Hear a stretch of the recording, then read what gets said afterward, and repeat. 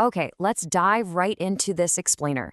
Today, we're unraveling one of the absolute most elusive concepts in all of human psychology: intelligence. We use the word literally all the time, right? We call people smart, brilliant, sharp. We take tests to measure it. But what exactly is it? Today, we're going to break down how psychologists have spent decades trying to define, measure, and truly understand the intricate machinery of the human mind.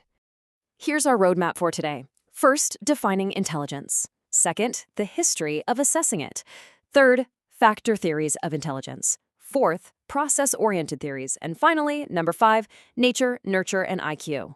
So let's kick things off with Section 1, Defining Intelligence, the Great Mystery. Why is pinning down just one single definition so incredibly difficult for us? I really want you to ask yourself, what actually makes someone smart? Because, lay people and top psychologists alike have debated this for well over a century. When a group of people talks about intelligence, everyone just kind of nods, assuming they all share a common definition. But if you actually press them on it, the definitions vary wildly. Is it your ability to solve a super complex math equation? Is it your capacity to pick up a new language? Or is it just knowing how to smoothly navigate a really tricky social situation? Think about the renowned author Isaac Asimov for a second. He realized that his massive Army IQ score of 160 meant absolutely nothing when his car broke down. In that exact moment, he relied entirely on his mechanic's practical genius. He said he listened to his mechanic's pronouncements like they were divine oracles, simply because the guy could actually fix the car. So it really makes you wonder, does an IQ test really measure intelligence? Or is it just measuring your ability to answer academic questions created by people with a very specific intellectual bend? Moving on to Section 2, history of assessing intelligence, measuring the mind. If we can't completely agree on what intelligence actually is, how on earth did we even start testing it?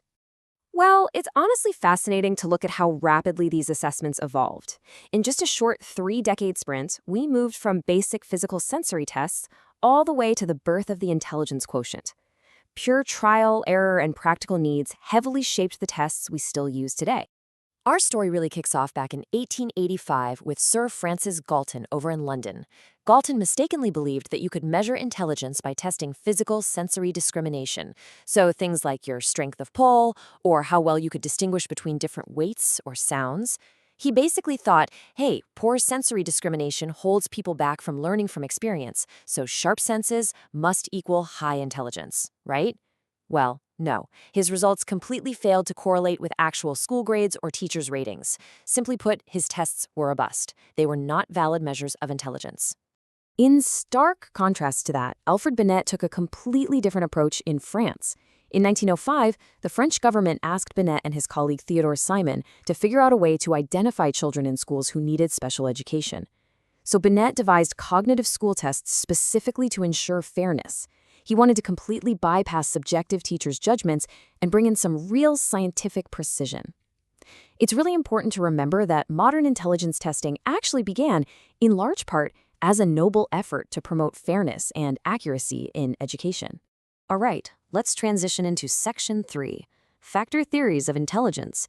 What is it made of? Let's take a look at the actual structural components of human intelligence. To really grasp factor theories, I want you to picture spotting the Loch Ness Monster. Imagine you see a few humps breaking the surface of the water.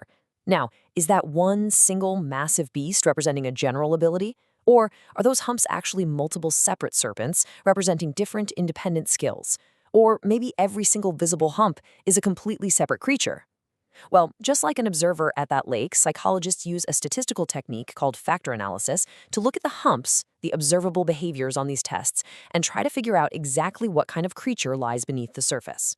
And that leads us to the one serpent theory. Back in 1927, British psychologist Charles Spearman noticed a trend. People who scored high on one cognitive task tended to score high on others. Using factor analysis, he proposed the idea of a single underlying G factor, a broad, general intelligence that's shared across various tests. Now, to be fair, he didn't ignore specific skills. He argued that any intellectual task taps into both this general G factor and an S factor, which is a specific ability required just for that particular task. But L.L. Thurston wasn't buying it. He totally disagreed with Spearman and instead saw multiple serpents.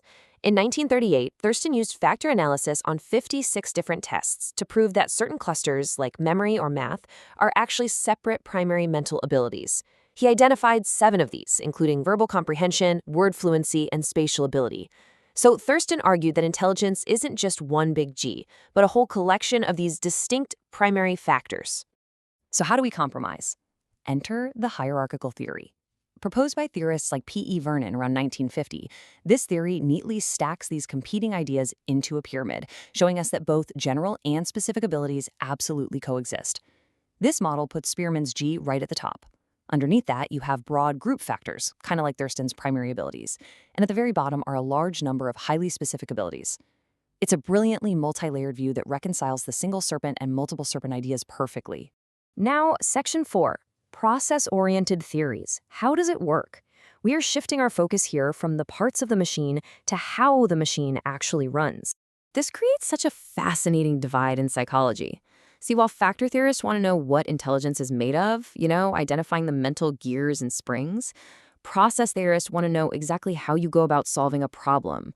They're way less interested in how many right answers you get on a sheet of paper and way more interested in the actual patterns of thinking you use to arrive at those answers and how those patterns evolve as you grow up. A total titan in this area was Jean Piaget. He famously argued that human intelligence isn't just some static score you get tested for, but a constantly evolving adaptive process. As we grow, he said we use 2 main processes: assimilation, where we modify our environment to fit our existing ways of thinking, and accommodation, where we modify ourselves to better fit the environment. So for Piaget, intelligence is this constant, lifelong balancing act of these processes as a child matures biologically and interacts with the world. Taking this even a step further, modern information processing theories literally compare our brains to computers. Theorists like Robert Sternberg break intelligence down into basic functional skills. He draws a line between our intellectual hardware, like our raw memory capacity, and our problem-solving software. He talks about components, which are the actual granular steps we take to solve a problem, and metacomponents, which are our higher-level plans and overarching strategies for tackling a task. It is such a cool way to look at how we process the world around us. Finally, Section 5, Nature, Nurture, and IQ. This is where the rubber really meets the road. Let's talk numbers. Modern intelligence tests are specifically designed to give a mean IQ of exactly 100. Because the old term mental age didn't really translate well for adults, modern tests use what's called a deviation IQ. This plots the population on a normal, bell-shaped curve with a standard deviation of 15. But what does that actually mean for you? It means your score isn't some absolute objective measure of your brain power. It's simply a measure of where you stand relative to everyone else in your specific age group. But here is the truly empowering part of all this. That number isn't entirely hardwired. The age-old debate of nature versus nurture is largely settled today by the concept of the reaction range. Psychologists basically believe that your genetics might set the upper and lower limits of your intellectual potential, the hard boundaries. But your environment, your education, your nutrition, your social interactions, that actively dictates where within that range you actually land. It's a constant, incredibly complex interaction between what you're born with and how you choose to grow. I'm going to leave you with this final thought to ponder from today's explainer. Considering the vast, multi-layered theories we've just explored, are we truly capturing human brilliance on a piece of paper? Or is intelligence still way too vast, a mystery to ever be boxed into a single number? Thank you so much for exploring the mind with me today. Keep asking questions and keep learning.